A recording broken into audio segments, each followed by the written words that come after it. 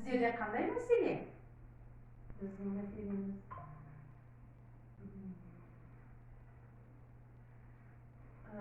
сөйлегенде тұтығып қалады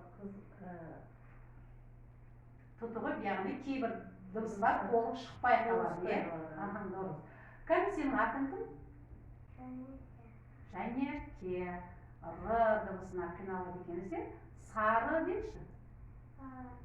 Дұрыс. Олай болса, біз қазір болса Р және С дыбыстарымен жаттығу жасаймыз. Алдыменен Р дыбысын, біз дауысты дыбыстарды айтып аламыз. Мына айнаға қарап отырасыңдар, тура мен құсап айтасың кәні. О, айт. О, айт. А, аузыңды қатты аштай. Жарай. Е, ерінді, езуді бейт созамыз. Е, жарайсың. Ендеше біз қазір Р дыбысын қоюды үйренеміз. Ол үшін бізге мынадай құлақ тазалайтын түтікше керек болады. Міне сіз де алып қайталап отырыңыз. Міне Жәнеке қызында алсын, айнаны қоя қой. Жоқ, аузына салмаймыз. Соны әзір. Алдымен біз тілді көтеріп, таңдайға тигізіп, тілді Д дыбысын айтамыз. Д.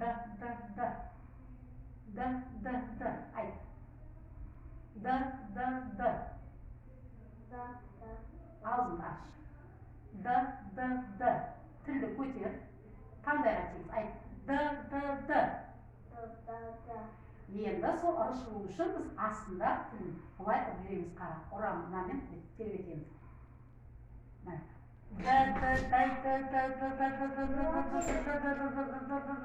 Жаса. Деп айтып тұрыз екен. Деп ұрттырмын.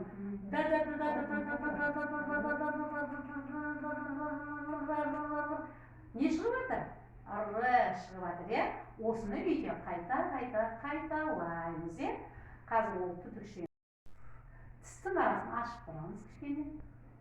Тістің арасын жыланы қысылдаған сияқты жаса.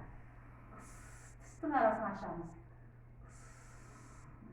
Егер тісің қысылып қалып жатса, мына түтікшенің мақтасы жоқ жағын тістің арасына қыстырамыз, кәні айтын.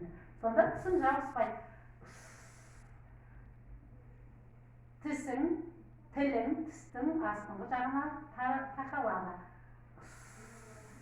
Қайтала. Жарайсың. Орнына қоя қой. Енді біз мынадай дыбыстарды айтып үйренеміз. Са. Ызыңдайды маса. Жарайсың. Ас. Көздің үсті қас. Жарайсың. Ж. Жарқырайды жұлдыз.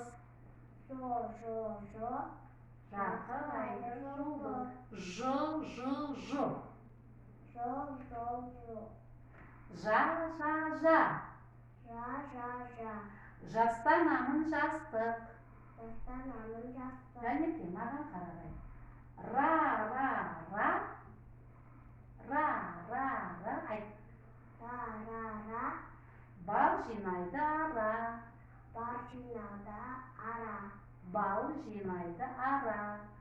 Бал жинайды ара. Дұрыс. Ер. Тоқтар аға ғарышкер.